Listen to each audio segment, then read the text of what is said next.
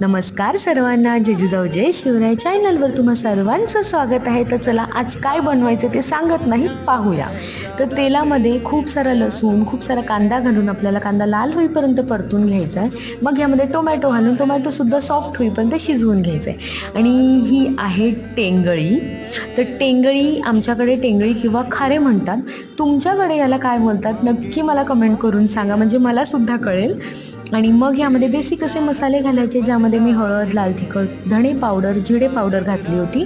तुम्ही स्किप करू शकता धणे पावडर, जिरे पावडर, पण घाला, त्याने छान चव येते. थोडंसं पाणी शिंतडायचं आहे आणि शिजवून घ्यायचं आहे हा मसाला पूर्ण. मग ही टेंगळी किंवा खारे छान स्वच्छ धुवून आपल्याला यामध्ये घालायचे आणि विदाऊट पाणी घालून आपल्याला एक 10 ते 12 मिनटं हे शिजवून घ्यायचे. मग थोडंसं मीठ आणि जो आपला ड्राय मँगो असतो म्हणजे आंबोशी ती घालायची आहे आणि मग कोथिंबीर भुरभुरायची. झाली आपली तयार. नक्की करून आवडल्यास लाईक आणि शेअर करा.